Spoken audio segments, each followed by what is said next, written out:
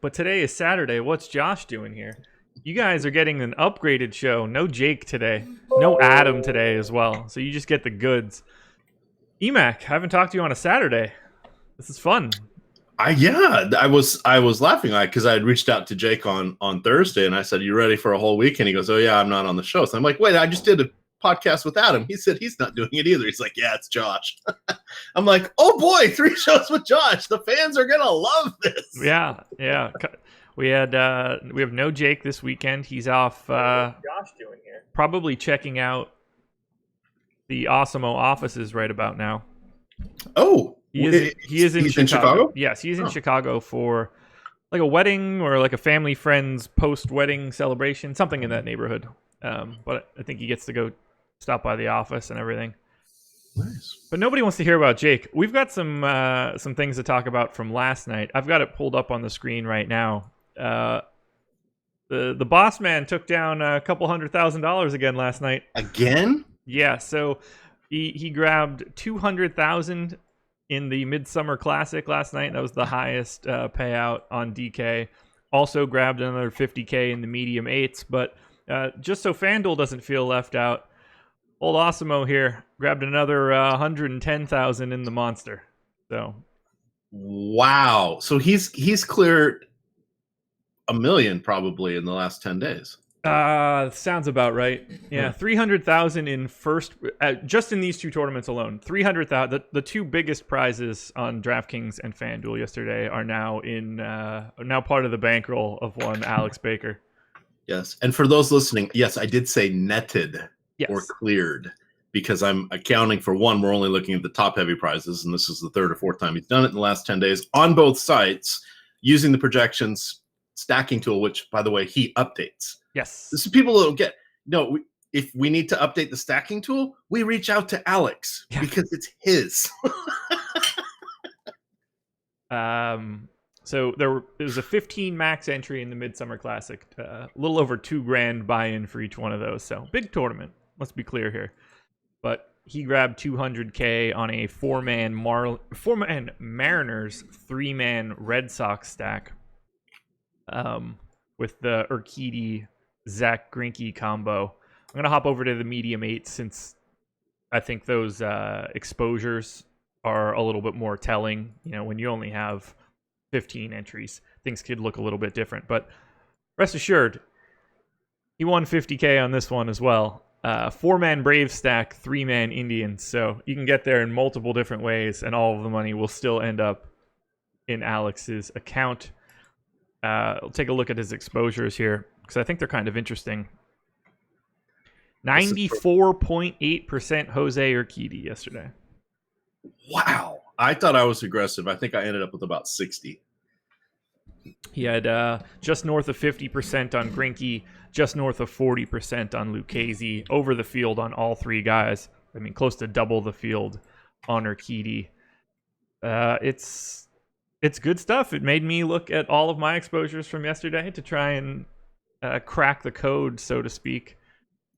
If I just sort this by team, if I take out the pitchers for stack totals, you'll see the team that he was most over the field on, the New York Yankees. They were his most exposed team, and if you paid attention to the top stack tool yesterday, they were the team that had the largest odds of being the top stack, combined with a relatively low ownership number. So the answer was right in front of you in terms of that exposure. Now, the Yankees weren't the piece that won the contest, but it's right here.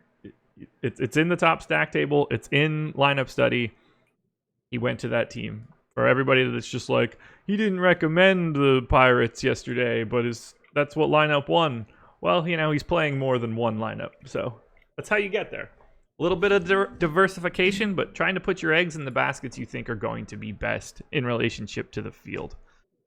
Over the field on Seattle as well. That was the one that paid him off, I believe. Nope, that's the other contest. Atlanta clearly started off pretty strong. Freddie Freeman, unfortunately, not able to pick up a home run. He was my dong pick last night, but he single with an RBI, a couple walks, just could not be stopped. I think he had a sac fly, so some RBIs as well. Couldn't get it done. wild that he got there with Seattle, because I mean, outside of a Tom Murphy home run, they didn't do much of anything. Yeah, so he had Murphy with 21, Vogelbach with 7, Malik Smith with 10. Clearly, he had Mookie Betts at 3.8% ownership in that contest, which is going to help make up for anything. He also had JD Martinez, which was helpful. I mean, this was, 15 max. There's only 495 lineups in there, so you can afford to have a couple blanks. There are only so many lineups you're up against. The Braves Indians lineup in the 77 max medium eights is a little bit easier to get to. And then the 100K lineup on FanDuel, let me pull that up here if I can. Maybe I can't. I thought I had it pulled up, but it was just like there we go. So he had Jose Urquidy. I don't know the exposures. Those are not loaded into lineup study, but Urquidy with a 3-man Boston stack clearly had Mookie Betts.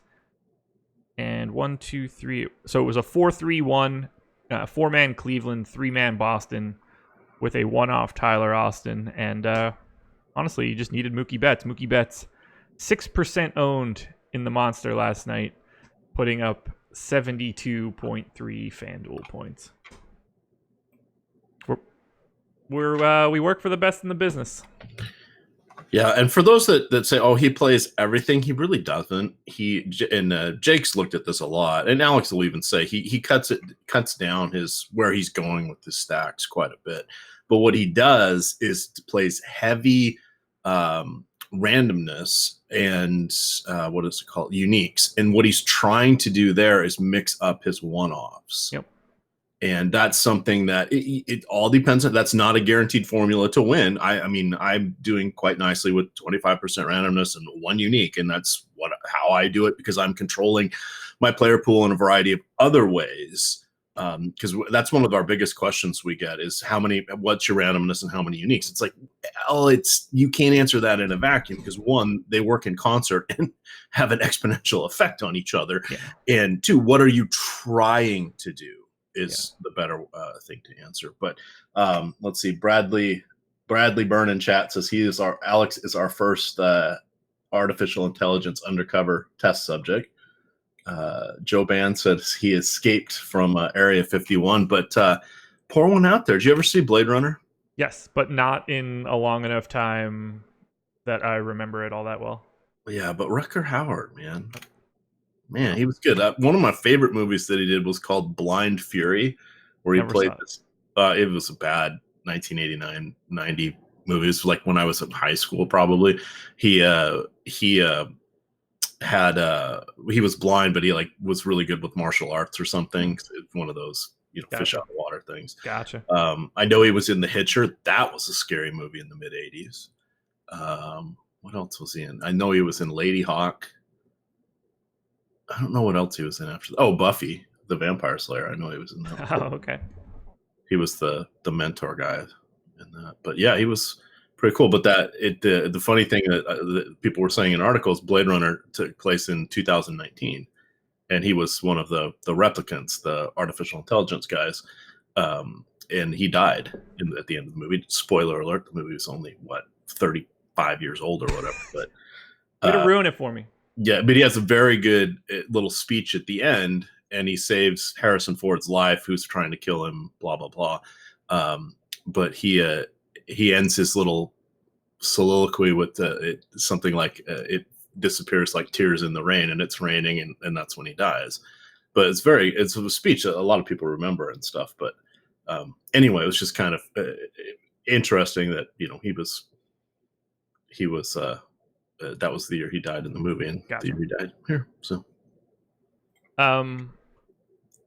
one last thing to point out from Alex's lineups from last night: JD put up 53 DK points. Alex 17% of that, compared to the field at 7. Certainly going to help. Certainly going to help, because you weren't winning anything without Mookie Betts last night.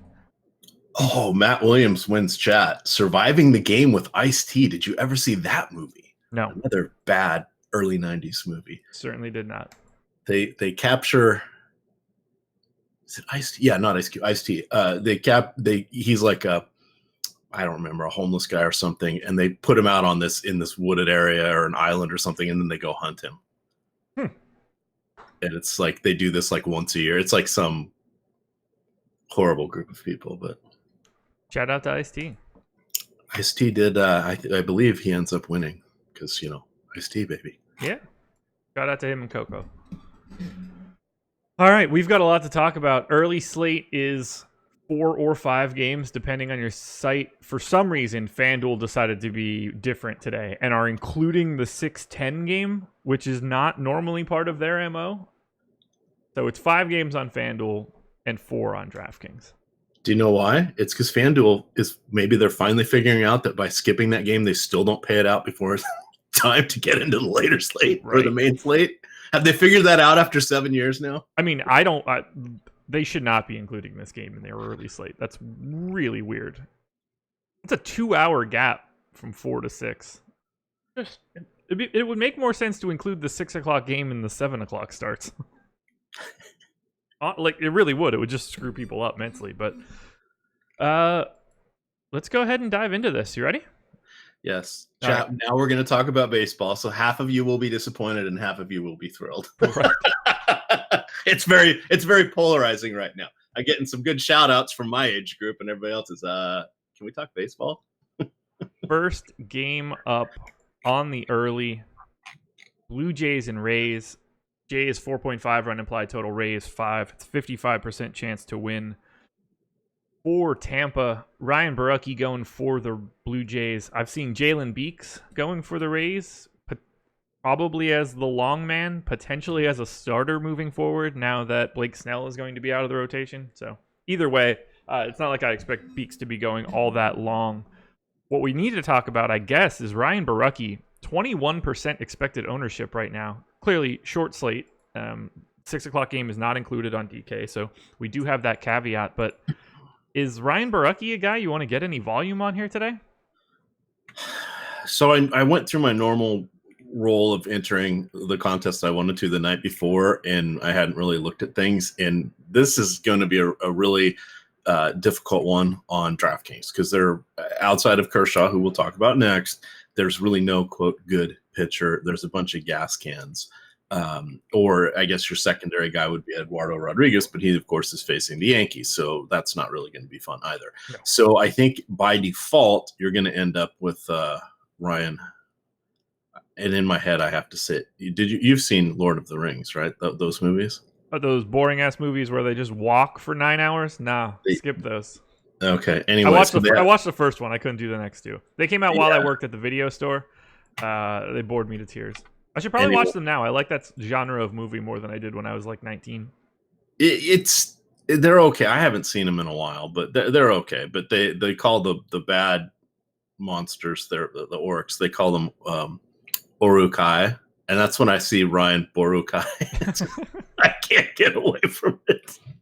Anyway, see there, look, now I can merge baseball and movies at the same time. So long story short, Kershaw will probably be, you know what?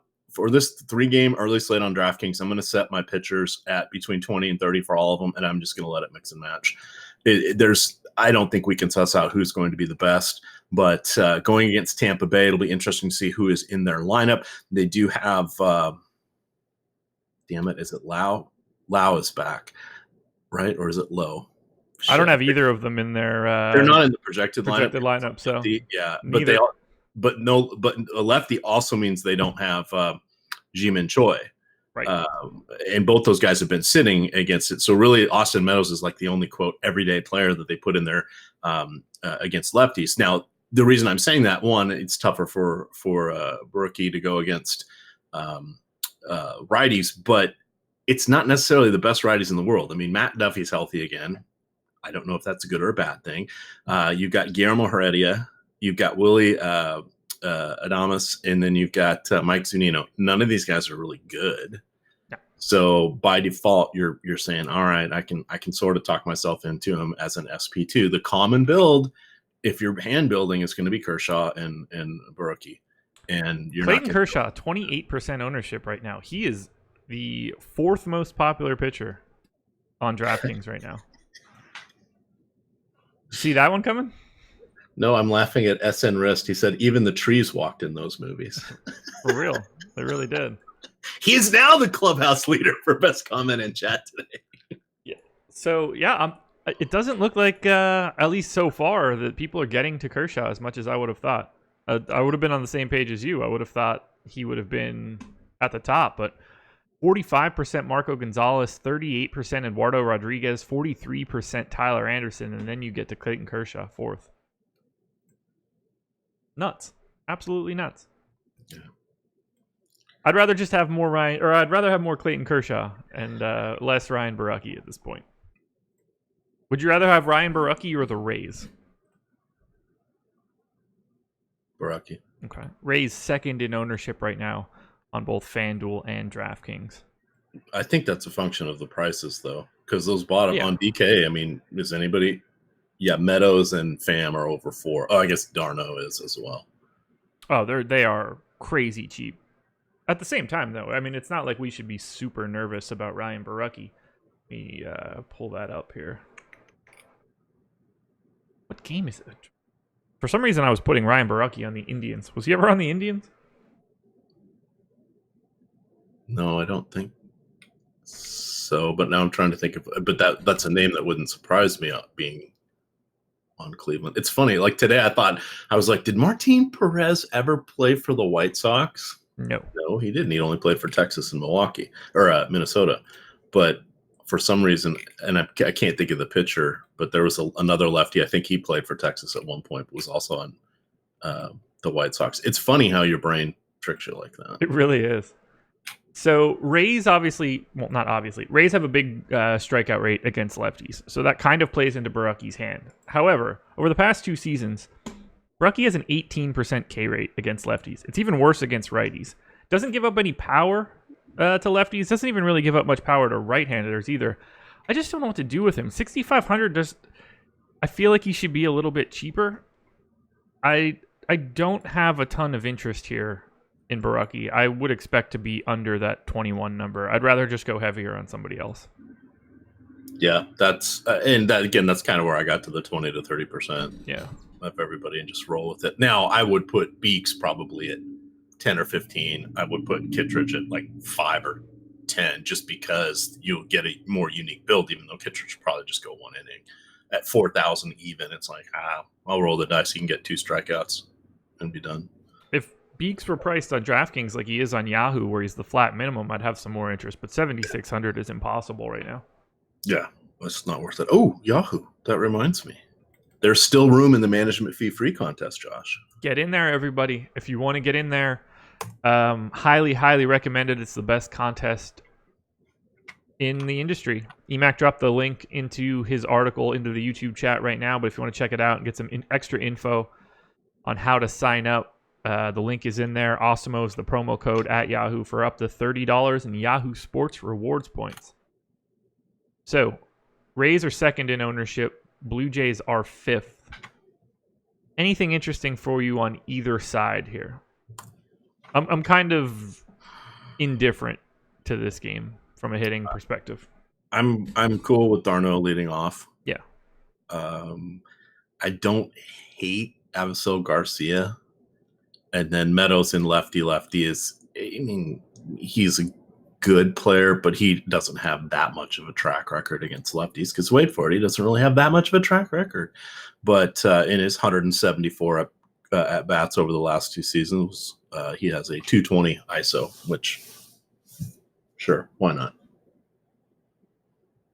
I like Darno. I like Tommy Pham at the top, but I will be coming in under the field on the Rays. I will be coming in under the field on the Blue Jays, or at least that will be my intention.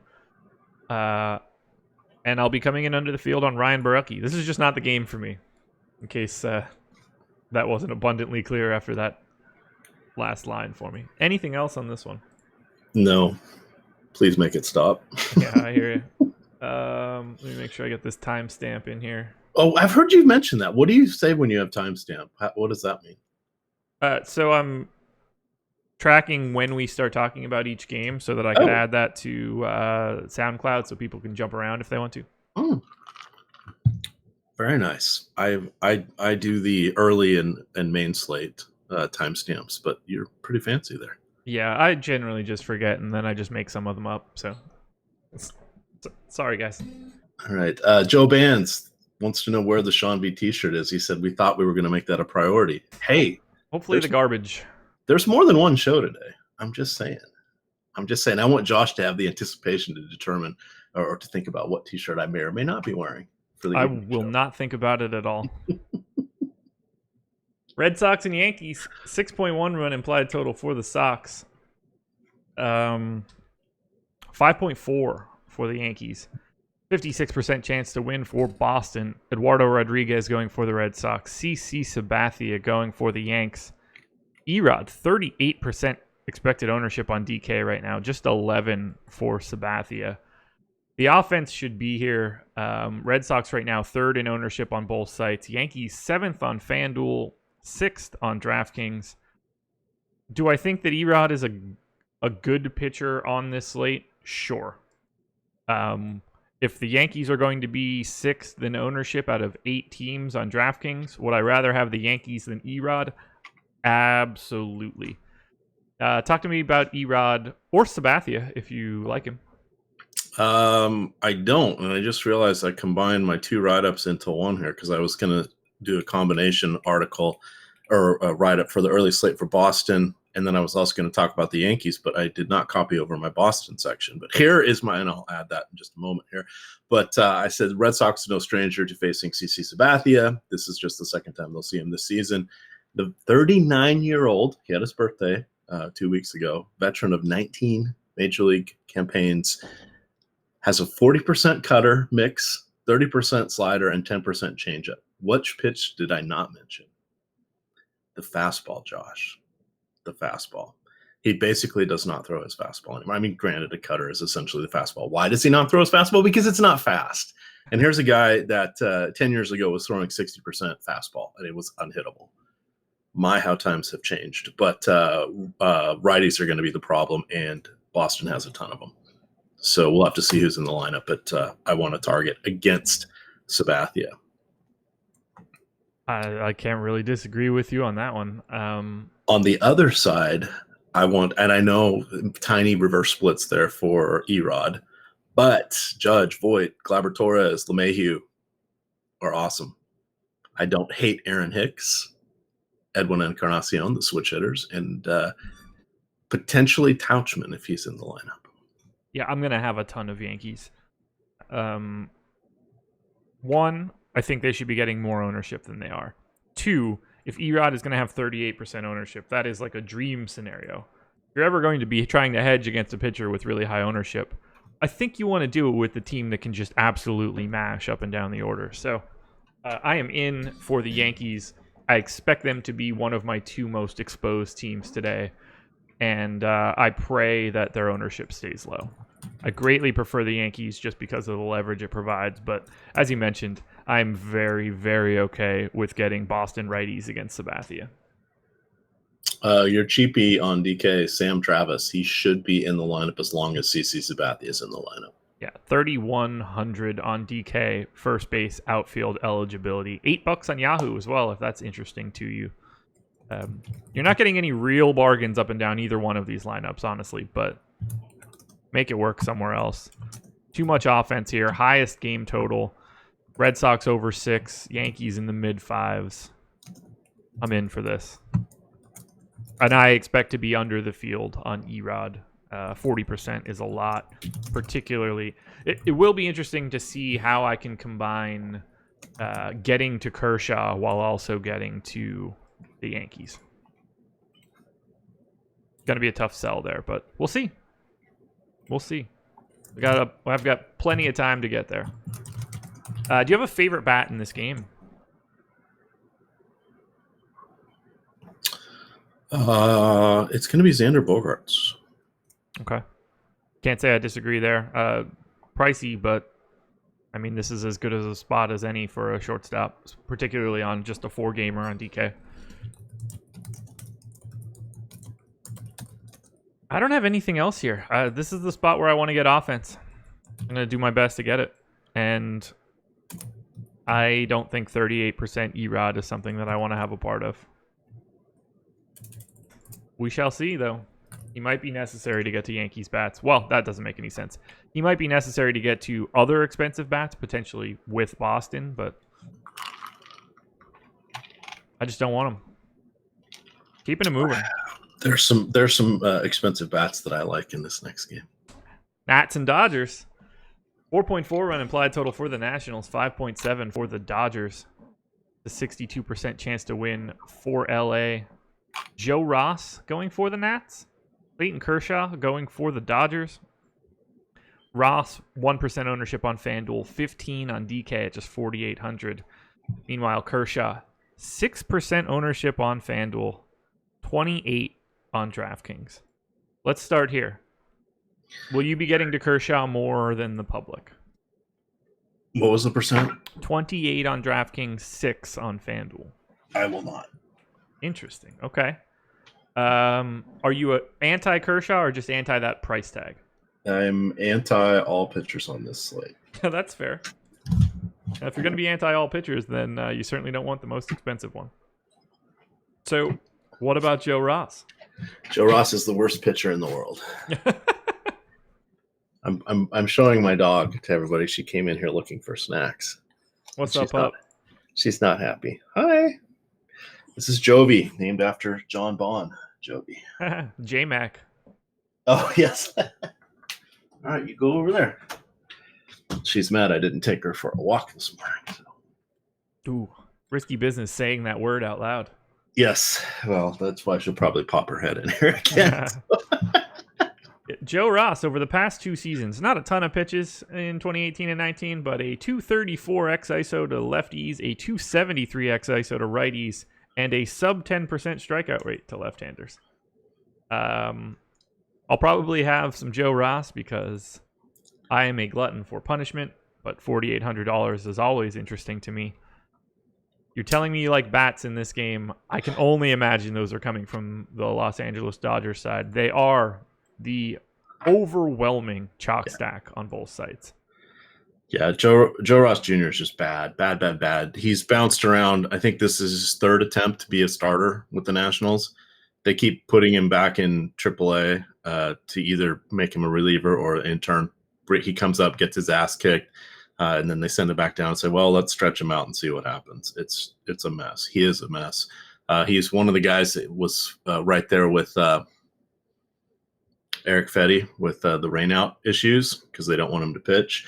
And then the last time I think they called him up, he was supposed to start, and they ended up using him in the bullpen that game for unknown reasons, and he gave up like 4 runs in an inning or something. He's just everybody against him. Doesn't matter, lefties, righties. He's not good.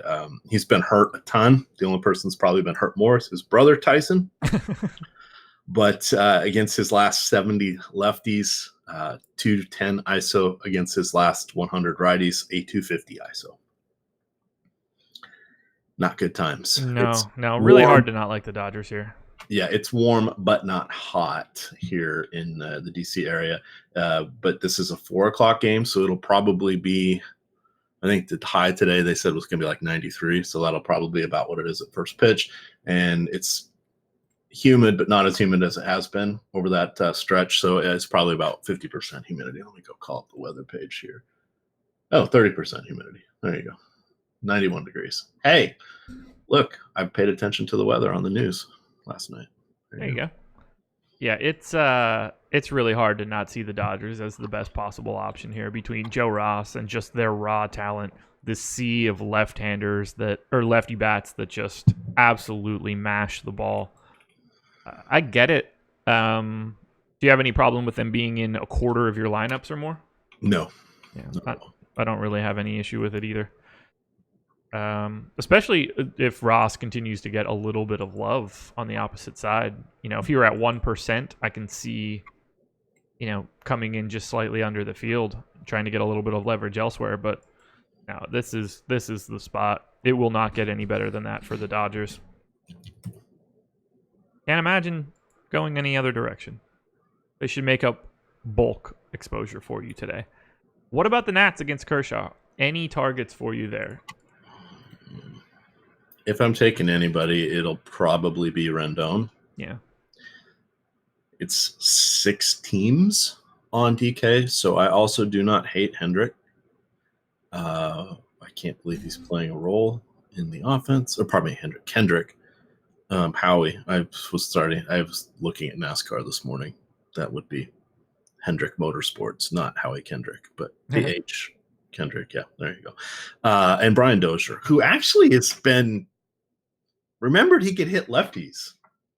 He's showing some pop recently, which was a pleasant surprise. Now, this is Kershaw. It's not Clayton Kershaw of old, but by the way, Clayton Kershaw, 40% hard contact rate. Strikeouts are still above mere mortal status, but they're not godlike anymore. And people can get the bat on the ball. Now, what's going to happen with that? I don't know, but that's something we did. It's not like you're thinking, is Kershaw going to get a no-hitter today? We don't think that anymore. But he's still good. Rendon looks fantastic against Kershaw's particular pitch mix over the past 2 seasons.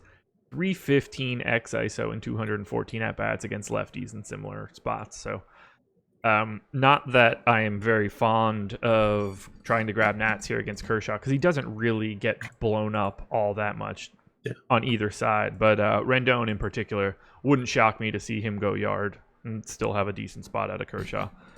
I don't know what to do with Clayton here. I think that I probably like him a little bit more on FanDuel, even though he is $3,300 more expensive than everybody else. You're getting a very different pitcher as well. Where on DK, I think the pay up might be a little bit more difficult. I can understand now why that ownership is where it is. Interesting. Some people may not be playing the Dodgers today because they've been cold since their LA Inter Series, the Freeway Series. Yeah, that's those are the bad takes you get when you pay attention to YouTube chat. I can't subscribe to that one. I'm sorry. Dodgers they're good. They're good. So let me think here. Let's see. The Dodgers have scored, well, prior to scoring just 6 runs in the 2-game Angels series, they had 9, 10, 2, 6, 7, 8, 16, 7, 11. Yeah. That's some crooked numbers. No, they're never going to be good again, right? They're cold now, so they can only be cold forever. That's how this works, from what I understand. Yes. So Mookie Betts going to hit 4 home runs today. Yeah, he's hot. He had 3 yesterday. He should only ever have 3 home runs a game, every game for the rest of his life. Am I getting this correct? I believe so. That's okay. It's called extrapolation. Right. Yeah, it's called terrible analysis from other people. I don't have anything else here. Look, it's really hard to not want to get to the Dodgers, and the Nats right now are getting a little bit more ownership than I think they deserve. I'm not really trying to target Kershaw. Rendon would be the guy that gives me the most interest. Keeping it moving? Let's continue. Mariners and Tigers. 4.9 run implied total for the Mariners, 4.1 for the Tigers, 59% chance to win for Seattle. Marco Gonzalez going for Seattle. Tyler Alexander going for the Tigers. 45% expected ownership to Marco on DK, 35 on FanDuel. Meanwhile, we've got Tyler Alexander at 12% on FanDuel and 43 on DK. Right now, we are talking about the 2 chalkiest pitchers on DraftKings. How does that make you feel? Confused. Yep. Like, very confused. Like, this is Marco Gonzalez at 9,300. That's a lot of your salary cap. Like, yes, I'm trying to process why I would even want to do that against, even though it is the Tigers. Let me take a look here. What's his current form? Mr. Marco. What am I doing wrong? Oh, this is the 4:00 game. Sorry. Okay. Yeah. Let me run back and form here. That's why he's priced up, because it's a shorter slate. I was looking at the all-day slate. Okay. But back to Gonzalez, that's still too much. Yeah.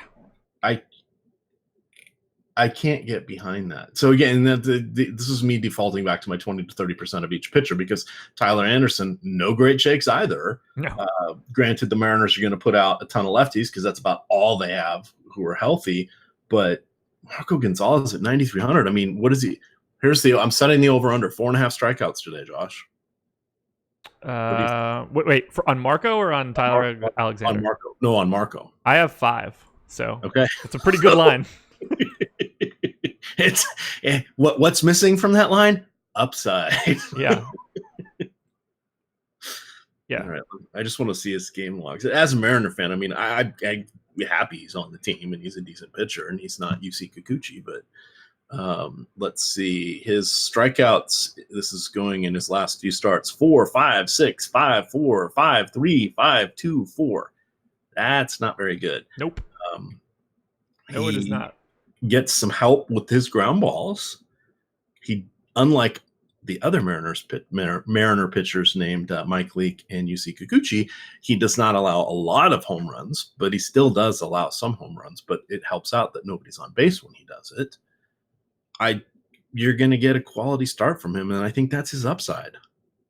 178 x ISO against lefties over the past 2 seasons, 142 against righties, so he can get touched up by lefties. Unfortunately, the lefties in the Tigers lineup are not very great, save for my boy Candelario.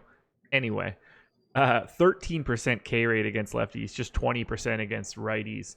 The good news is the Tigers have the 5th highest K rate against lefties this season, so maybe that's a silver lining for you. I would probably rather have Erod than Marco Gonzalez. Not that I'm really excited about either guy. I get the sense that I would probably get some Tiger stacks, and that's about it. But look, clearly you're going to have to play Marco Gonzalez. Like there's no zeros today, for the most part. I can't imagine getting to 45%. No, which is again why I mentioned that Andrew Kittredge is going to be on 5 to 10% of my lineups, just because, hey, perhaps his 5 DK points, if he gets 2 strikeouts and a relatively clean inning, is going to be better than Joe Ross or some of these other guys. And then you get all the bats. But we'll see. Random question for you. Do you know how Candelario pronounces his first name? I think we talked about this and I already forgot. Not the way that I say it. It's not Heimer. It's not, which blew my mind. And I listened to 3 different YouTube clips, and then because I heard it on the show or on the broadcast a few weeks ago. Jamer. Yeah, weird. I'm like, I would not have gone there. No, wouldn't have gone with the hard J. But that's what, and I thought, what are these announcers? How can an announcer blow it like that? God, they have to pronounce all these Spanish names and surnames and all that, and they're blowing it. What? Come on. And then you're like, nope, that is his name. I was the one that was wrong. What would you like to do with Tyler Alexander at 43% expected ownership on DraftKings today? 43, huh? Mm-hmm. He is the second most owned pitcher behind Marco Gonzalez. 20 to 30, Josh. He's going to go about 90 pitches. Yes, it is the Mariners. But they do have some guys who go from the right side of the plate that are actually functional. Granted, there are not a ton of them, but Beckham and Murphy are perfectly good options. And Aaron Nola, by the way, 4-time state baseball or all-state baseball player. Oh, sorry, not Aaron. Austin Nola. Austin Nola. He is 3 years older than his brother, Aaron. Throwing it out there from Louisiana. Good to know. Good to know. Kind of funny, their last name, Nola, just like New Orleans, Louisiana. Nola. Yeah. I was bored this morning, Josh. I should not get a full night's sleep when I'm tired. I can't tell. I do weird stuff. I can't tell. Not at all. Not at all. I'm more likely to get to that much Tyler Alexander than I am to Marco Gonzalez at that number, just because of the price tag. I am not particularly fond of either guy. We don't really have a huge sample on Tyler Alexander. He's thrown 144 pitches to right-handers over the past 2 seasons and has gotten blasted to the tune of a 359 x ISO. But again, it's 150 pitches. It's like 2 games. Can't really look into anything. Ultimately, neither guy is particularly good at getting strikeouts, but one of them is 5,800 and the other is 9,300. So I think that it kind of explains itself. Hitting. Timestamp. We're on to the main slate. Ooh, we got to touch on hitting here. No ownership going to the Tigers. No real ownership going to the Mariners. I anticipate having more than the field of the Tigers for sure, just from a leverage perspective. I'd like to get to a little bit more Seattle. It's not like I like either one of these guys, but I mean, if both pitchers are going to be 40 plus, I need to at least explore getting some of the hitting, even if it is disgustingly gross. Any interest in hitting on either side for you? Yes, for the Mariners, I will. The three I mentioned, Beckham, Murphy, and Nola, I think are okay. I guess you could go to Vogelbach if you really wanted to. How can you be like, I guess you could go to Vogelbach? If anybody's going to Vogelbach, it's you. Because he's let me down. I've picked him 9 times, and he only has 2 home runs, Josh. Maybe today's the day. I have a different guy in mind for today, but okay, we'll see. Oh, well, this is the early. Yeah, it's the early anyway. My favorite bats. Miguel Cabrera for 2,800. I don't know. No, you can't do it. I mean, for 2,800 on a 4-game DK slate. Nope. I'm gonna have a lot of Miguel Cabrera probably. I don't know. Jacoby Jones leading off. These teams are bad. This is like the AAA All-Star game. Look, here's the deal. Anytime that I see pitchers, anytime I see pitchers over 40%, I have to have some interest in the hitting on the opposite side. So absolutely, I'm just saying, not Miguel Cabrera. What did he do last night? Because I actually recommended him against Kikuchi last night. He was $7 on Yahoo. It's probably why I only cashed 3 of my 10 teams on Yahoo. $7 again.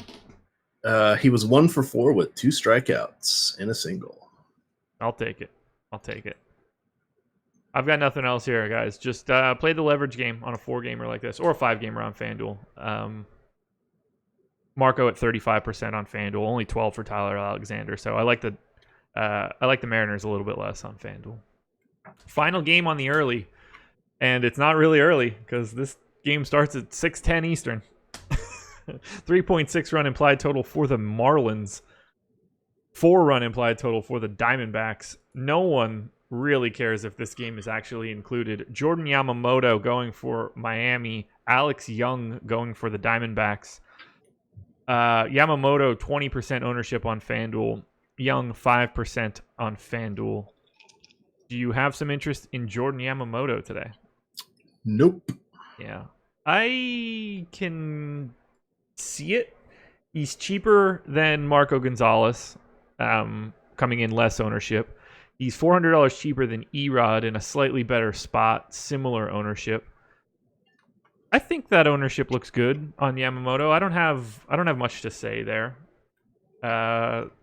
It's just he's kind of just a function of this slate, and I'm not super worried about the Diamondbacks. Do you have any interest in Alex Young? Yes, he would be the guy I would go to, but I am not going to be playing him because I'm playing DK today, and he is not on either slate. But going against the woeful hitting that is the Marlins, I think that's decent. However, the Marlins don't strike out. The projected lineup is looking like they strike out, I don't know, trying to do some weighted average math in my mind here, 16% maybe. That's not very much. No, not at all. And they're going to go fully righty against him. Yeah, I see I see an R up and down my batted column. Righties against Alex Young. 164 X ISO, but again, only 176 pitches in this sample. 22% K rate. Not a ton you can glean there. For Arizona, Yamamoto has seen a little bit of power struggles against lefties. He will see quite a few. Looks like 5 in the projected lineup right now. So it could get a little weird for him. 25 to 26% K rate across both hands. The righties are going to be in some trouble for Arizona. So I don't have much to say. I'm fine with Yamamoto. I don't really care for either offense. I do not like the Diamondbacks. I do not like the Marlins. Marlins dead last for me out of all 10 teams. Any hitting for you here? No. David Peralta's back, and I think Jordan Yamamoto's not exactly good at missing bats. I think he's had some nice sequencing to start his leap from Double A to the majors this year, and the regression monster is coming and hungry. And I think he's hiding behind that monstrosity of a home run thing in Marlins Park that I think they dismantled. By the way, I'm looking at Marlins Park. So if you ever want to find out weather or roof information, the only team that does a good job of this is Arizona. And it's pretty easy to do that in Arizona. If it's hotter than 95, the roof is going to be closed. So, but Marlins, you never freaking know. Now, I think it's going to be closed today, but the Major League Baseball site directs you to this Twitter account that is called it's at Marlins Park, which makes sense, right? Sure. They have one tweet since July 14th, and it's not about the roof. And they have been home since then. It was closed last night, and it was like the best weather you could ask for in Miami. So that's what I didn't understand, because I thought for sure it would be closed last night. So I thought, oh, let me see what they said about it. They didn't say anything. To be fair, it's not like we think that Miami Marlins are a well-run organization. No, but shout out Derek Jeter. You're as bad at running the Marlins as you were at playing shortstop. That's going to be a hot take, even though it's correct. He was not okay. His last 10 years, he was not a good shortstop. He was good when he was younger. Yeah, he would have been a really good center fielder. That's an interesting thought. He was always really good at going back and tracking balls. Just, couldn't make a play to his left to save his life. That is... They would have looked a lot different if Derek Jeter was the center fielder and Alex Rodriguez continued to play shortstop. Huh. Saying. Interesting. Thought he profiled for it well. I mean, to you, I say respect. Had a hell of an arm for those jumping off of 1 foot plays to his right that he had to put on SportsCenter once a week. Did you see J.P. Crawford last night? I basically have never seen a baseball highlight in 2019. Oh my God! Well, Twitter #Twitter. No, he goes. There's no house of highlights for baseball. So if you're watching me on the screen, and I know you are now, he goes back, catches it, is facing towards the outfield, throws it over his body, not even looking at first base, nails the runner. I believe it might have been Candelario, actually. Now that I think about it. That's blasphemy, Josh. Josh, you crazy. One of the worst fielding shortstops in the history of baseball. Doesn't mean that he's not a good hitter. Doesn't mean that he's not a Hall of Famer, but an absolutely god-awful fielder. Did you ever watch Ozzie Smith? Yes. If you had to pick, would you go Ozzie Smith or Omar Vizquel? I'll take neither. I'll go Andrelton Simmons. Really? No. I would probably go... Is there another Braves? Ozzie. I mean, Elvis Andrus was fantastic. Who am I missing? I don't know. I was a big Andrelton Simmons fan for his defense. Yeah, but it's for me. It's Vizquel and Ozzie. It's not close. Yeah. And I did not mention Cal Ripken because wasn't a very good shortstop. No, but you win Gold Gloves for your bats, I guess. But yeah, whatever. Yeah, you do. You really do. Oh, Ray Ordonez. That's a good one, Anthony. Yeah. I like that. Alrighty. 10-game main slate. Lucky for us, it's the same on all 3 sites, so we don't have to do any wonky 4 or 5-game stuff for FanDuel and DK. Ready to dive in? I'm good to go. This must be where all the good pitching is hiding, right? We must have tons of options. We've got 2.5. I'm trying to figure out your half now. Is it Desclafani against righties? It is. It is. You nailed it. Sadly there could be 4 lefties or maybe even 5. This is what Adam and I debated on the early bird. It's like, would you go for Discos too? Yes, if there are more righties than lefties in the lineup. Are there really going to be more righties than lefties in the lineup, though? That's the problem. Cantor 33 is my man. Simmons is the UZR darling and the right answer. See, that's what... I'm just dropping this off the dome piece. Sharp shit coming out my head. I'm a unicorn. Shout out Lil Dicky. Phillies and Braves, 4.8 run implied total for the Phils, 5.1 for the Braves, 53% chance to win for Atlanta. Zach Eflin going for the Phillies, Max Fried going for the Braves. No real ownership going to Eflin, just a scattered couple percentage points across all three sites. Max Fried, 13% on Yahoo, 7% on FanDuel, 19 on DraftKings, where he's 7,800. I think that's probably the piece we need to talk about most. What do you think about 19% ownership going to Max Fried today here against the Phils? So he's coming off the injured list. He hasn't pitched in 10 days. It was a blister issue. We know that those can tend to flare up, whatever we'd like to say. I've gone back and forth if I thought he was a good pitcher or not. He's still very young. I think he's adequate at this point. He does have strikeout upside, but this is Philadelphia's bandbox, also known as Citizens Bank Park. What's his home road splits this year? Wow, almost even.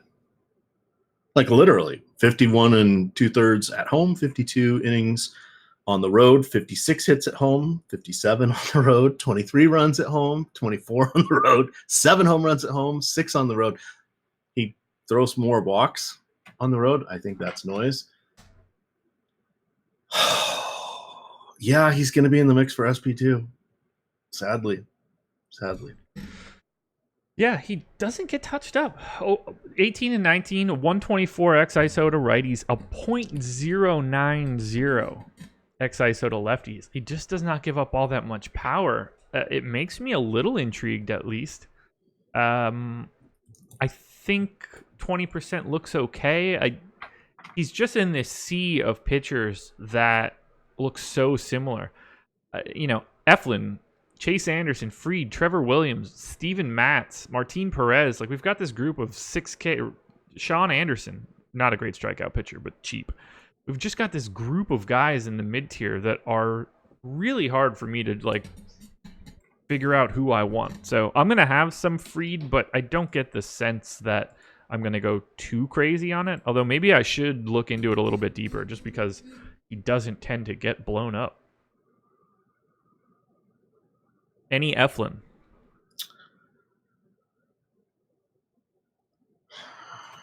God, that's if I'm Chris or Jake, yes, but I'm not, so I'm gonna say no. Yeah, I don't get the sense. I'd rather have Fried than Eflin, and he's $300 cheaper. Now, the ownership difference is a little interesting, but not like it's fun to get to Zach Eflin. He's death to righties. They don't, no power whatsoever, but similar to, most of the Phillies rotation, 205 x-ISO to left-handers. Might be taking Freddie Freeman again. The lefty bats for the Braves are appealing. Freeman, Albies, Brian McCann. If Inciarte is in the lineup at 2,900, I like that as a paydown option potentially. Braves are 5th in ownership on FanDuel, 4th on DraftKings. I have them as my number 3 stack. I've got some interest targeting against Eflin, particularly with the lefties. Anything for you from Atlanta? Anybody who's a left-handed like you. Well, not that you're left-handed. Wait, are you left-handed? I am not left-handed. I can do absolutely nothing left-handed.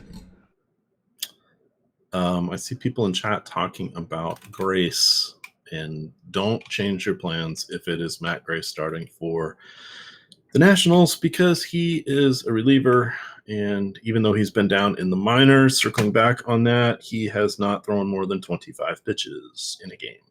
So good to know. It's going to be Joe Ross.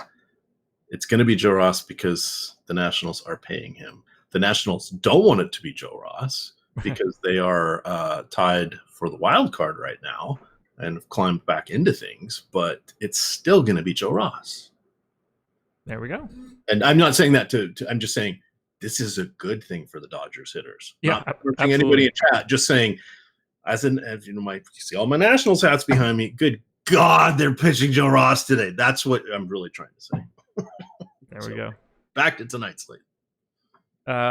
Reds and Rockies. 5.7 run implied total for the Reds, 4.4 for the Rockies, 62% chance to win for Cincinnati. Anthony Desclafani going for the Reds, Chichi Gonzalez going for the Rockies. Almost did it. I almost did the Rodriguez. 19% ownership for Desclafani on Yahoo, 13 on FanDuel, 12 on DraftKings. All right. I mean, we're beating a dead horse here. We know this. We won't know. Anthony Desclafani is fantastic against right-handers and absolutely god-awful against lefties. What would you like to do with Desclafani here against the Rockies? 3 lefties, I play him. 4, I don't. Let me rephrase that. 3 lefties, I go above the field.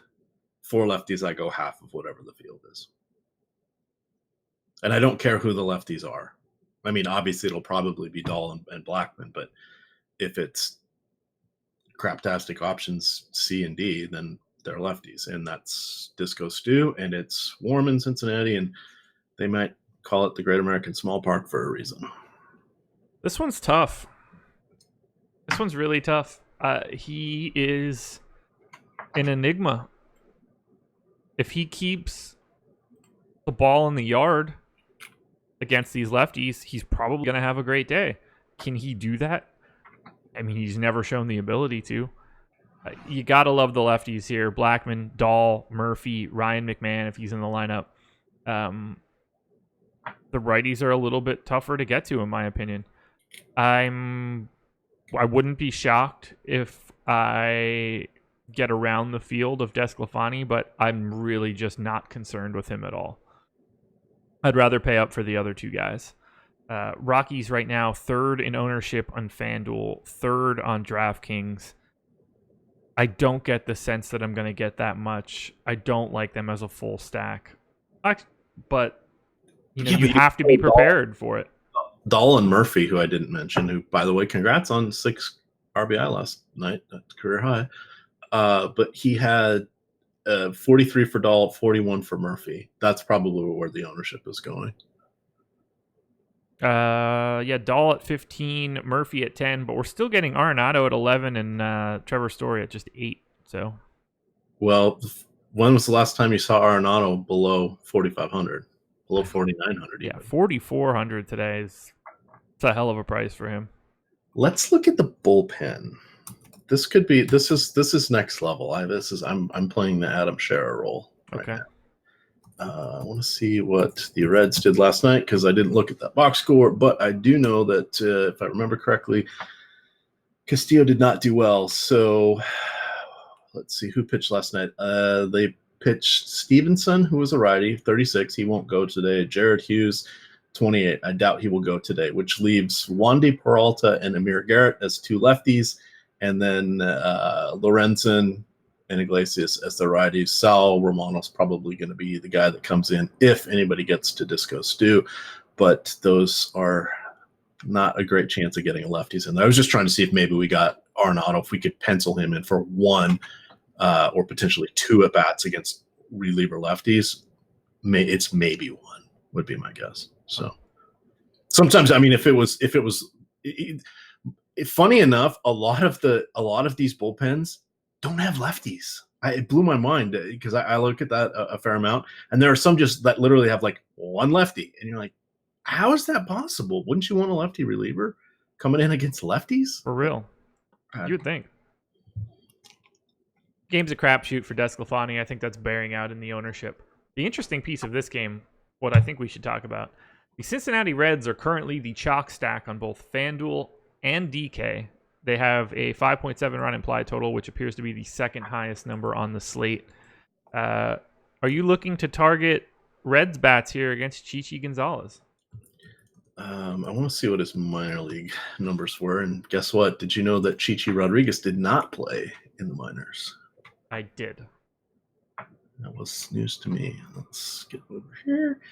Shout out to Baseball Reference because they make this very nice for us. Oh, he played in Spokane, Washington. High A ball. There you go. Let's see. He has pitched 700 career innings. However, AAA has not been a lot. It's been less than half. But let's focus on his AAA numbers. He has faced 1,364 batters, a 1.5 whip, not very good. Only 1 home run per 9. That's pretty solid. Where is the strikeouts? It's like they hide the strikeouts from me. Strikeouts per 9, 6.5. Yeah, I think we can look at the Reds. But who do we want? Winker, yes. Puig, absolutely. And I've heard Eugenio Suarez is a decent power bat. I have the Reds as my 10th best stack today, and they are coming in with the most ownership on both sites. I assume that is largely due to their price outside of Suarez and the fact that they have that huge run total. So I get it in that regard. I anticipate a very large fade of Cincinnati today. Is it coming in on Scooter at 3,300? He's the flat minimum on Yahoo, which is interesting. 33% expected ownership there. 18% going to Scooter, 23 to Puig, 14 to Votto. Everybody else is in single digits. Okay. All right. Well. Yeah, I just don't need, on a 10-game slate, I don't need 23% Yasiel Puig. No, but if you are going to stack him, put Suarez in there because that is probably your differentiator. Yeah, he's at 4% right now. Pay up for their best hitter. For sure. Put in Suarez, do not play Jeanette, and then you're going to be different than the rest of the stacks. Yeah, absolutely. Yeah, I would like to be different here and get to a different team than the Reds. Not that I don't see the appeal between the park, the run total, the guy that they're facing, but it's just there's too much ownership for me there when there are 19 other teams on this slate. Do you have anything else here? Nope. Alrighty, keeping it moving. Mets and Pirates, 4.8 run implied total for the Mets. 4.2 for the Pirates, 55% chance to win for New York. Steven Matz going for the Mets. Trevor Williams going for the Pirates. Matz, 27% ownership on DraftKings right now, 14 on FanDuel. Trevor Williams is at 10 on FanDuel, 11 on DK. How do you feel about the Steven Matz ownership right now? Second most exposed pitcher on the slate. Well, he's not Homer Bailey. He is at home where his ERA is dramatically better, so that must mean he's going to have a good start tonight. He is going to go 80 pitches, maybe. Yeah, I give him 5 innings. And yeah, I mean it's pretty vanilla. So he gets crushed by righties. This is a scary spot. Who do we have projected? I think Osuna's back, right? Yep. Yes. So let's see. We got Marte, Bell, yeah, Osuna, and Young Ho Kang. Yeah. I could see Matz as an SP2. But you're going to want some Pittsburgh guys from the right side. For sure. He has, 213 isolated power across his last 840 batters faced from the right side. That is not good. Really like Young Ho Kang here, 3,300, third base, shortstop eligibility. Hits lefties pretty well. Only 2,400 on FanDuel. A little expensive on Yahoo at $13, but I really like him on DK. I'd like some Pirate stacks to hedge against that Steven Matz ownership. I am not super fond of him at 27% expected ownership. What do you think about Trevor Williams? I would rather have Trevor Williams at 7,400 than Matz at 6,900, and he's getting less than half of the ownership. Trevor Williams. Good real life pitcher, Williams. Yeah. Not exactly striking out a lot of lefties. The home runs concern me, Josh. As they should. 1-3-1-2-2-1. That is like clockwork. Fortunately, not a lot of runners on base when it happens. Unfortunately, they happen. That's #analysis. Who scares us? Let's look at it from that perspective. Conforto, Alonso, maybe Jeff McNeil, who came out of nowhere and is the new Daniel Murphy. Damn it, I'm going to be playing Trevor Williams, aren't I? See, you're on my side. Yeah, you guys. Sometimes you got to walk through this, and there we are. Trevor Williams going to be about probably 25% of my lineups. What is his percentage again? 11.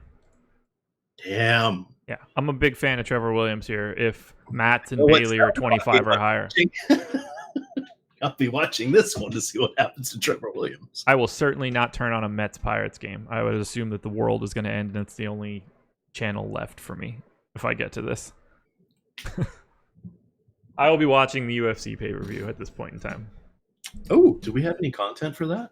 We certainly do. I did an article. I did a short-form video. I'll be updating my cheat sheet once ownerships drop, and I'll probably be in Slack talking about it all night. Can't wait.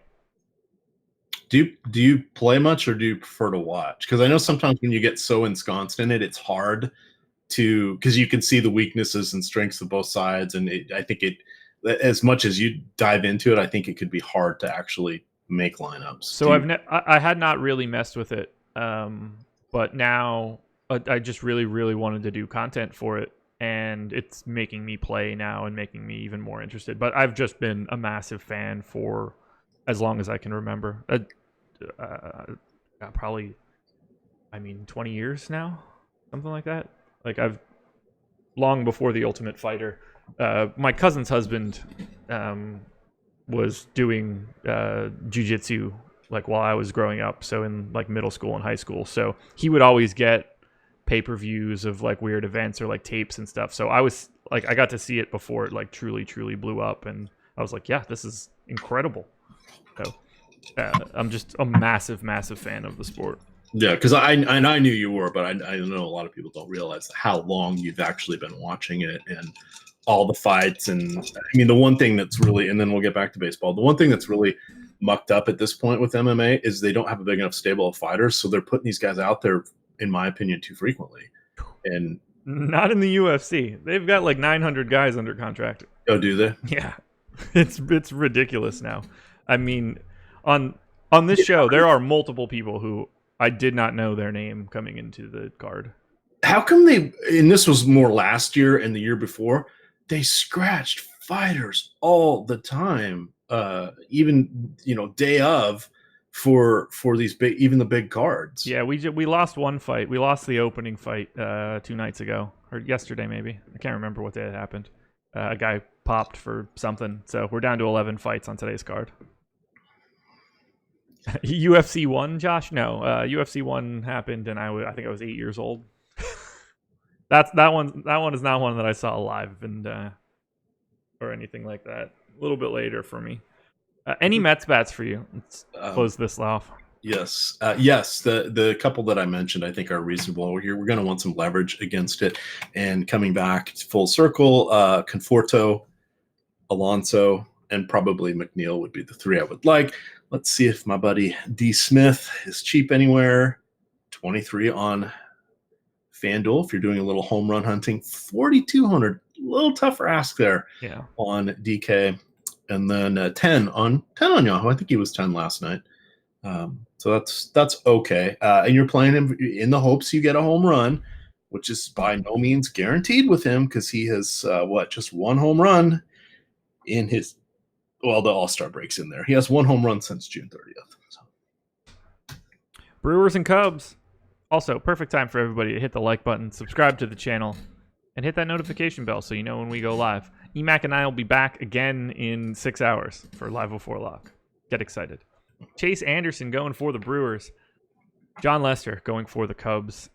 52% chance to win for Milwaukee. Chase Anderson, 5% ownership on FanDuel, 13 on DK. Lester, 5% on FanDuel, 8 on DK.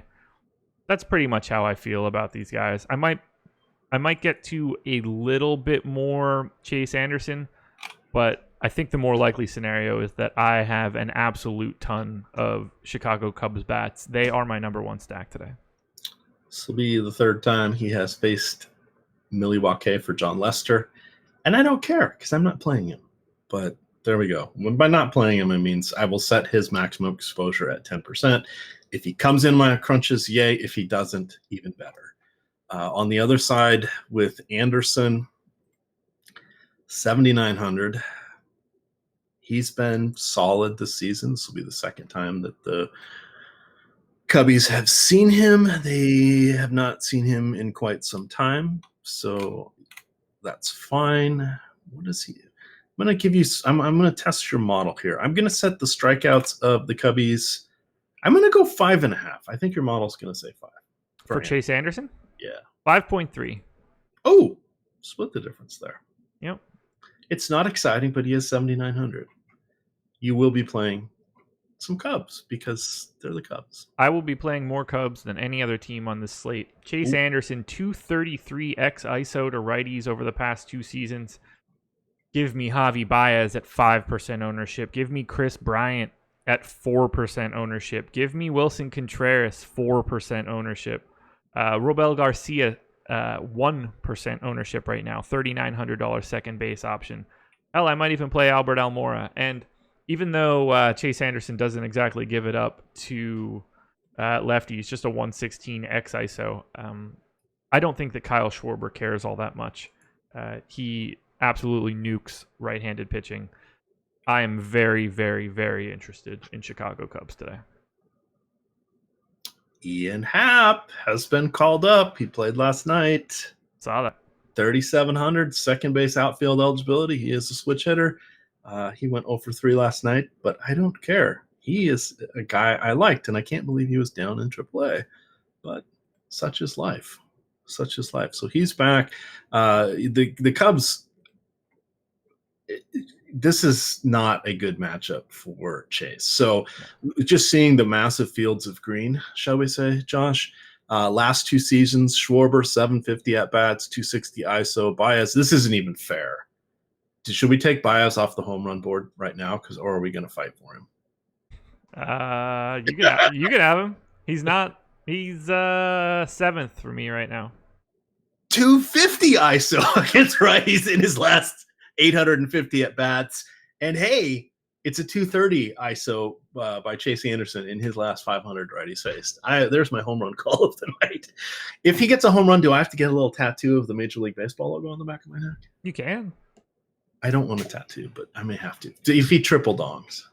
I want to get the Gucci Mane giant ice cream cone with the lightning bolts coming out and just says "Burr" across it, right on my face.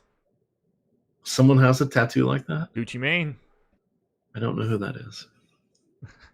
Just Google Gucci Mane ice cream tattoo. It's not little. It's his whole. It's like Mike Tyson's tattoo, but an ice cream cone. I'm sure you're aware of Mike Tyson's face tattoo. I'm aware of him. Yeah. Wow. Yeah. Oh, I'm looking at his wife. Wow. She's cute. No idea what she looks like. All I know is his tattoo and his music. But yeah, got a gigantic ice cream cone on his face. Because oh my God. Yeah, get that one. Oh my God. It almost looks like it's a brand. The way I mean, it can't be any worse if it was. That is, I'm going to put that one in. Probably YouTube's not going to like this, but whatever. We're putting this one in chat because people need to see this. That is something. Yeah, sign me up for Chicago Cubs. Number 1 stack everywhere. How do you feel about Milwaukee going up against Leicester? I don't like Leicester, but let me see. Get back here. I'm now seeing visions of ice cream tattoos.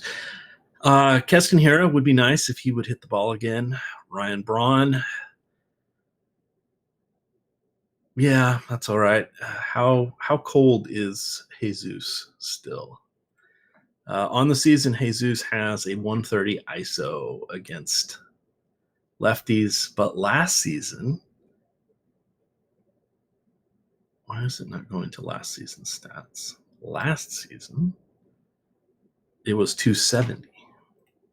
2017, it was 220. I'm gonna bet on Jesus today. Okay. I like him very much, Josh. Yeah, they're sixth in ownership on DK right now, ninth on FanDuel. I want to have some. I don't have much interest in Lester. He doesn't miss enough bats. He gives up power to both hands at this point. Not like aggressive, but he's not the same guy that he used to be. So I love getting some exposure to the Brewers, but Cubs are my spot in this one. Oh God, they have me. I don't know why I listen to chat, but Blueface. Don't know what that is. He makes Gucci Mane look timid with his ink. Oh yeah, I mean, there are plenty of dumb people out there getting really horrible tattoos. Gucci Mane's actually, well, he just did a bid not too long ago, but he's good. Due to his teeth. Huh. All right. You know what? People can do whatever they want. That's fine. Yeah, I don't know who Blueface is. Why is that not coming up correctly right now?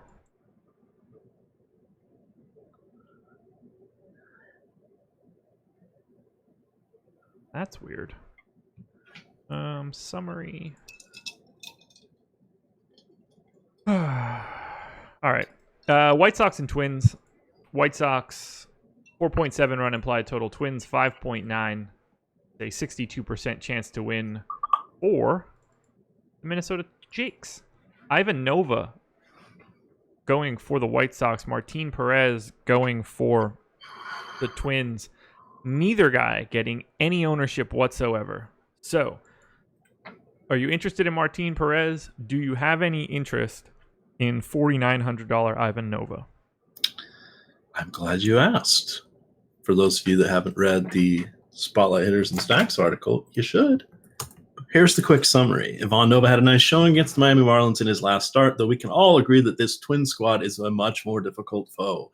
Over his last 599 lefties faced, Nova has allowed a 365 WOBA, 218 ISO, striking out just 13% of lefties against righties. It's about the same. 334 WOBA, 180 ISO, 18% strikeout rate. Josh, I know you like advanced metrics. XFIP at 466. And then when he's out of the lineup, you get the White Sox relievers who have a bottom 5 Sierra. I know you like that one too. Bottom 5 XFIP and the worst or lowest in this case strikeout rate for any active reliever core at 20.6. The Twins are expensive. Let me say that again. The Twins are expensive, but we should play them. Yeah, number 2 in ownership on FanDuel and DK. They are my number 2 stack. Nova 206 X ISO to lefties and just a 13% K rate over the past 2 seasons. So Kepler, Polanco, Rosario, Jason Castro, really hard to not want to go there, but not like the righties aren't in play. 170 X ISO in that same time frame. So Nelson Cruz just continues to hit dongs up to 5,600 on DK. Did he get one yesterday? I believe he did. Son of a... Did any of us pick him? I don't believe so. I had Miguel Sano, who did not have a home run. Here's my orders of hitters. Kepler is 1. Rosario is 2. Sano is 3. Cruz is 4. Polanco 5. The catcher, 6, be it Castro or Mitch Garver. Marwin Gonzalez, Brandon Buxton, Jonathan Scope, Draft Cheat, and Jake Hari. That's my lineup. Alrighty. Had to throw in some Minnesota guys there. Sure. Jake's in Chicago. Pete's in Colorado now. So they're not there, but they should be. Yeah, I can't go to Nova here. I assume that the Twins just absolutely blast him. As much as I like getting pay down pitchers, today doesn't seem like that day. I won't be getting to Martin Perez. Oh, wait. The Twins are in Chicago. Jake's in Chicago. Look at that. Just convenient. Just saying. Any White Sox bats against Martin Perez? So Martin Perez, the early season magic has gone away. People figured out what he's doing now. He's still not getting destroyed, but do we want to take anybody against him? Jose Abreu, maybe. Maybe. It hurts that they don't have Anderson and Eloy Jimenez, and basically they're playing 2 catchers at this point. What's the ownership on, or what's the popularity on Perez?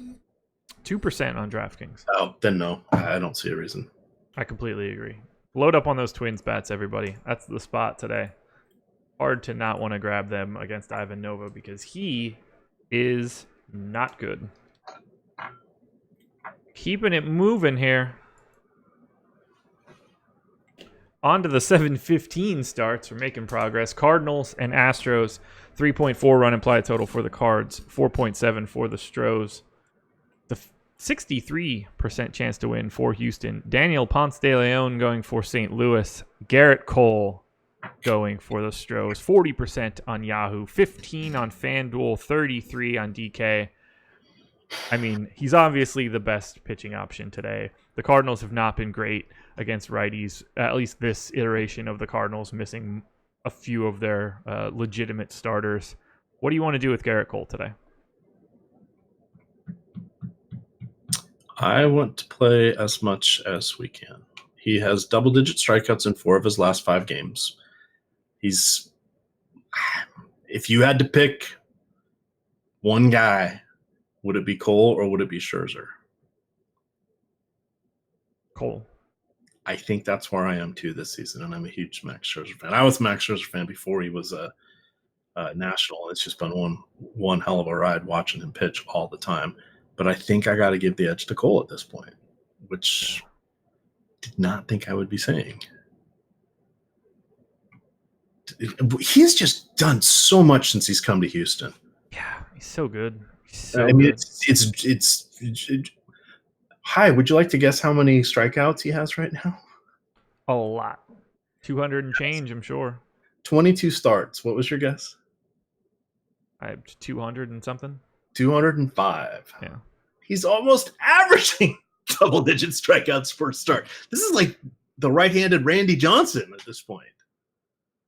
He's only at 15% ownership. Obviously a tough price tag on FanDuel at $12K.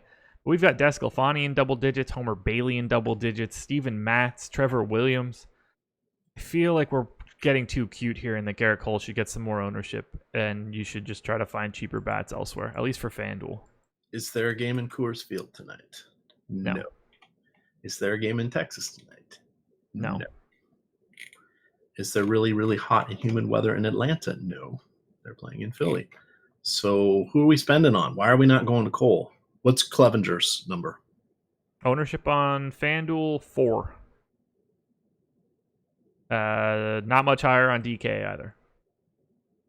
Wow. Yeah. It's going to be a fun slate. What do you do? What's the right answer? We know it's bats that win tournaments, but goodness, there's 2 clear-cut pitching options. Yeah, on FanDuel, I think it's a mistake to not get more there. At the very least, you should be getting to more Clevenger. If you're playing 10% Trevor Williams on FanDuel or 14% Steven Matz, I think you're doing that really wrong. On DraftKings, I get it a little bit more, 12K, but he's 33% owned there. Clevenger just 7%. I think he's a little overpriced there relative to the rest of the field and relative to some of the bats, but those two guys are very different than every other pitcher on this slate. I would rather make sure that I'm getting to more Cole. I'd feel a lot better about it. I am not at all worried about the Cardinals here today.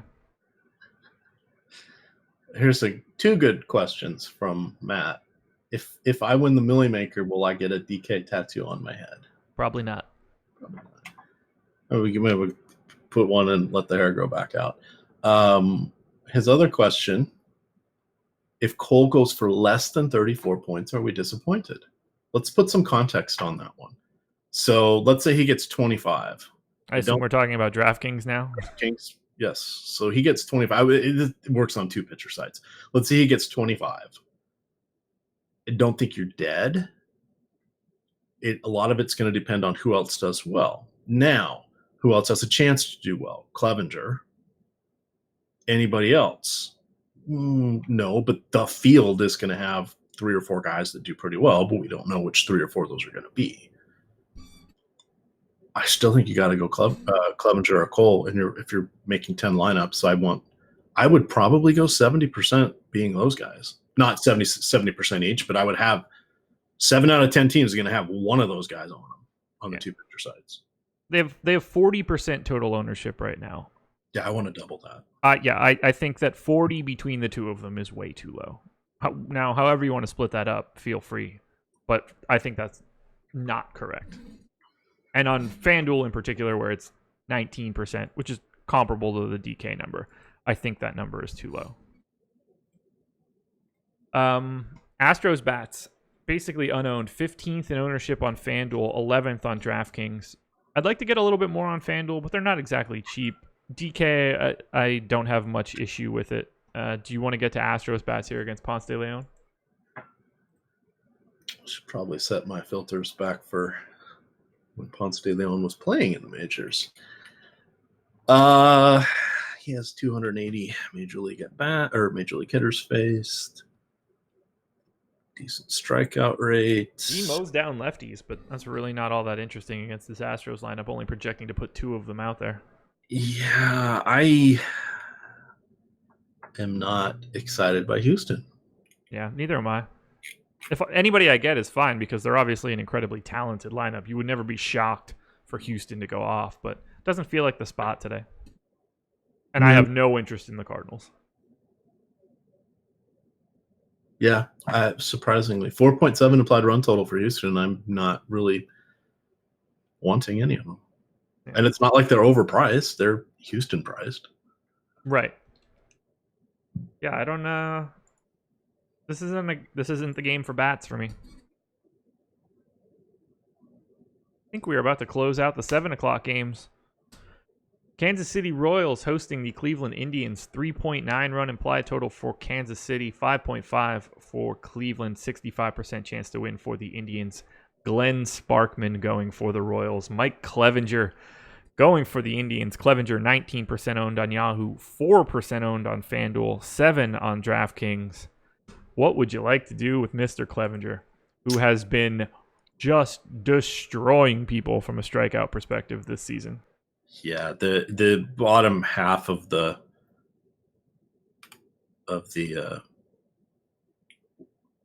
Royals lineup. The Royals lineup. Thank you. No, I'm amazed at how bad it actually is.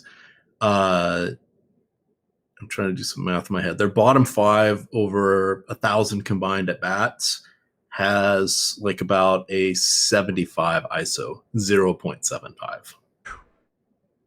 Let's put it this way. Jorge Soler has more extra base hits against righties than the bottom 5 guys combined. Clevinger with a 42.6% K rate to righties so far this season. If we add in 2018, it's still 30%. The problem is not a massive strikeout game for him here.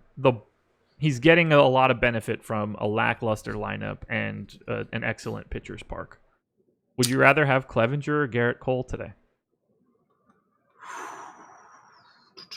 It's just $600 difference. I'm going to have to say Garrett Cole because he is facing a pitcher and not a designated hitter. Clevinger, this will be the second time he has faced Cleveland. In his last start, he went just 6 innings, 4 hits, 9 strikeouts, got the win. That got him 33 DK points. Yeah, that'll work. That's pretty cool. Yeah. It's really hard to not think that he's in a good spot. It's just all about how much do you like the top 2 arms compared to how much do you like paying up for bats today. I am going to try and pay up a little bit more than the field for Clevinger and Cole, and I'll see where the chips lie after that. That could change by the time we get to 6 o'clock. Luckily, we'll be back in 5.5 hours. I'm sensing I'm going to say this before Sean V types it. He hasn't been around, thank God. Mike Clevinger is so bad on the road this year. We can't play him, Josh. Yeah. We can't play him. Yeah. He has 7 ERA on the road. Yeah. In 6 innings? 19. Yeah, okay. Yeah, I'll take my chances. I like him a lot more than his ownership, that's for sure. I have absolutely zero interest in Royals bats. Indians bats, 11th in ownership on FanDuel, 7th on DraftKings. Probably going to get to a little bit more, at least on FanDuel. Certainly no problem targeting against Sparkman. The lefties in particular have given Sparkman some trouble over the past 2 seasons. So Lindor from the left side, Carlos Santana, if he's in the lineup today, he got late scratched yesterday from the left side. Kipnis, Jake Bowers, Tyler Naquin in the wraparound spot. I like some of these lefty bats against Sparkman. How do you feel about the Indians? I want to see Glenn Sparkman's birth date. Oh, so close. He was not born on April 20th.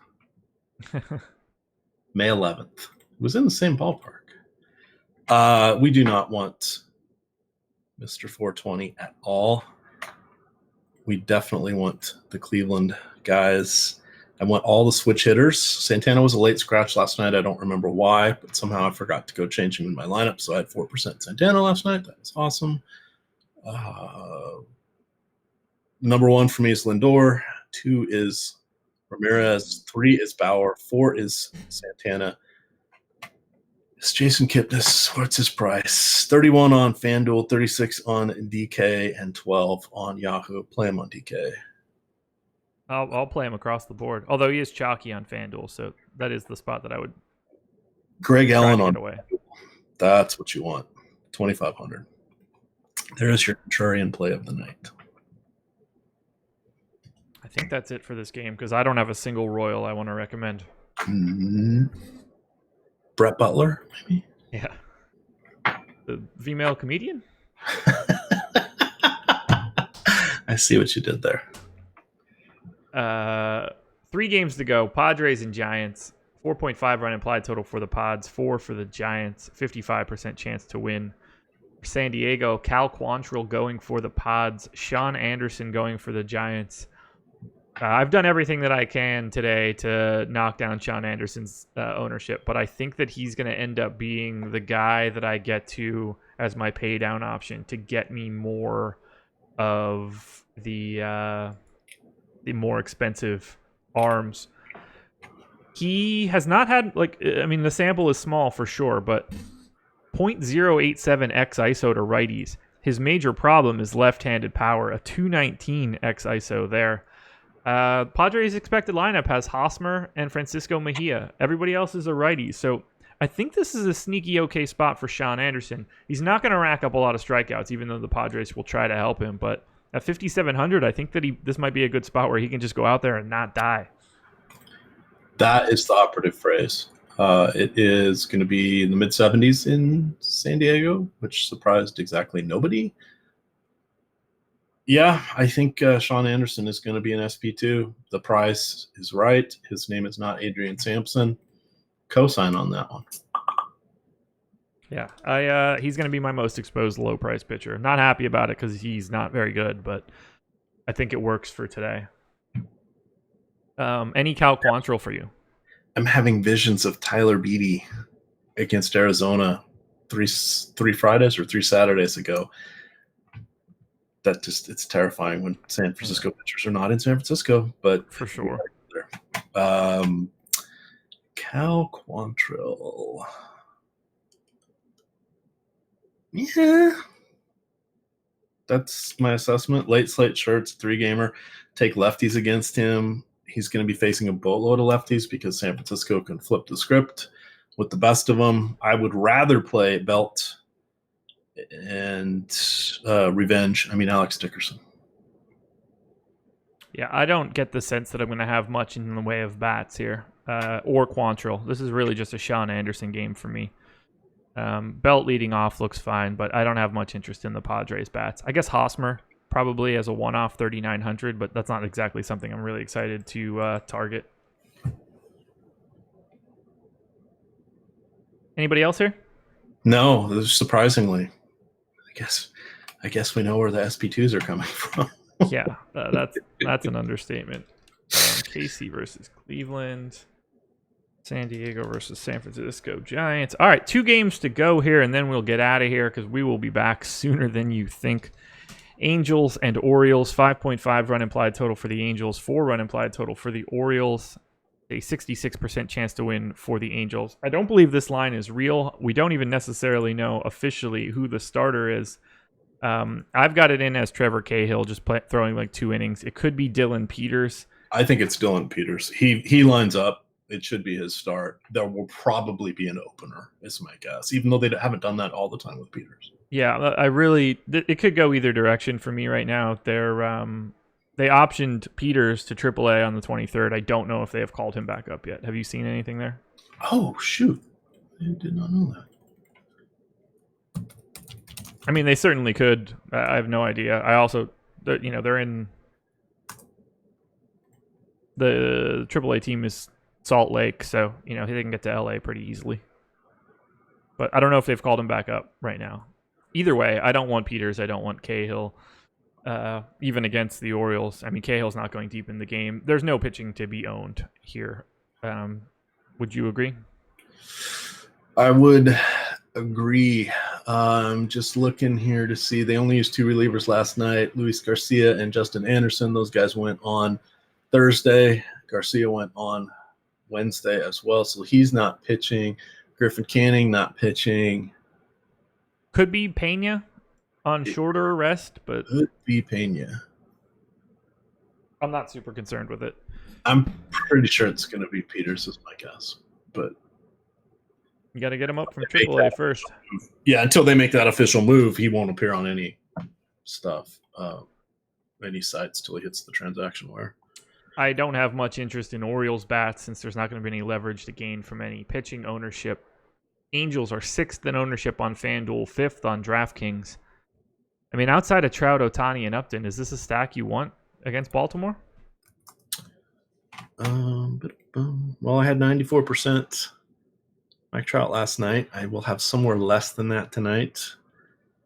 But, yeah, the Angels in the outfield are solid. Calhoun and Pujols got the night off yesterday. They should be in the lineup. We don't get fantasy points for Andrelton Simmons UZR, apparently. No, we do not.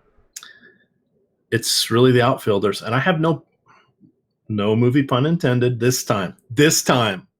I have no problem stacking my outfield with all of the Angels. Yeah, I like Trout, Ohtani, and Upton. I really don't need anything else from this Angels team.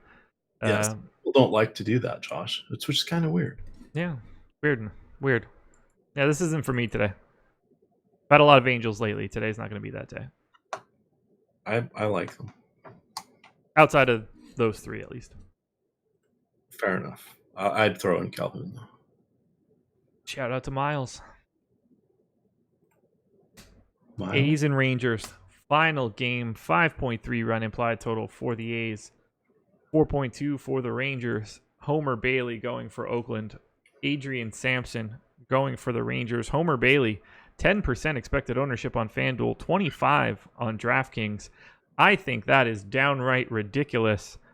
I'm going to play more Rangers bats as a hedge to Homer Bailey's ownership. Would you rather have Homer Bailey or the Rangers bats? Also, pour one out for Joey Gallo. I'm going to say Homer Bailey. We can't let recent form dictate things. It is but a data point. Where's this? Why am I not? Homer Bailey this season, 140 x-ISO to lefties, 179 to righties. Those numbers both go up pretty dramatically if you add in 2018. I'm going to take my chances here and hope that some of this power works out for Texas. He has faced them twice already, which is kind of a surprise since he was pitching for Kansas City this year. He's allowed 2 home runs in 8 innings. 9 earned runs. That's not going to dissuade me. Him getting his ass kicked by Houston, also not going to dissuade me. I wish he was 6,900 instead of 6,700, but that's okay. I'm going to mark him down for 95 pitches. At 67, I will play him on the main slate, probably 10 to 15%, or that's where I will set the cap. And he will be one of my guys on the main slate, or the late slate, Josh. But there are only 6, and I got to pick 2, and I'm not taking Adrian Sampson. Yeah, no Adrian Sampson for me. No Homer Bailey for me. Rangers bats, I'm in. A's bats, I'm not out, but I'm in less than the public seems to be. Sampson just kind of struggles against everybody. 273 x-ISO to righty. So, maybe this is a day where Chris Davis finally looks good. There's a lot of power here. So I do want to get to Oakland.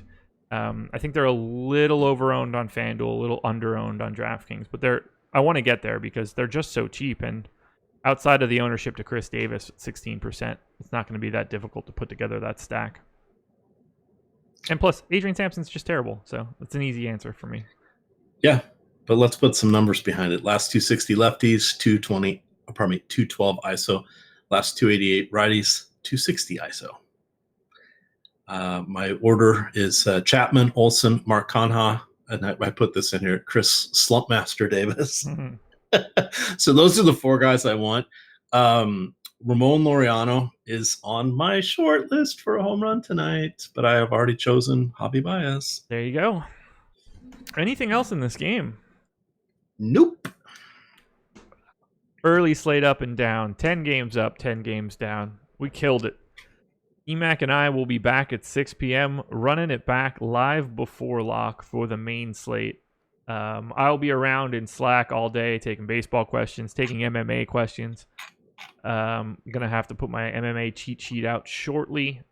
Hit the like button, subscribe to the channel, check out Spotlight Pitchers, Hitters, Stacks, check out Jake's cheat sheets. Got a ton of content out there right now. And if you don't like what you see in Spotlight Pitchers, try the other Spotlight Pitchers. Yeah, Jake and I both wrote one today. So an article so nice, we wrote it twice. EMAC, anything else? No, I think I'm good. I'm gonna go to a 7-year-old's birthday party. It's just up the street. I'm gonna have some pizza there, I'm sure. Hope back, you were invited. Get my hair cut. No, they just texted me, said, when are you getting here? Alrighty. It's over. I told you when the show's over. Well, there you go. Thank you for joining us, everybody. We will see you guys in a couple hours. Adios.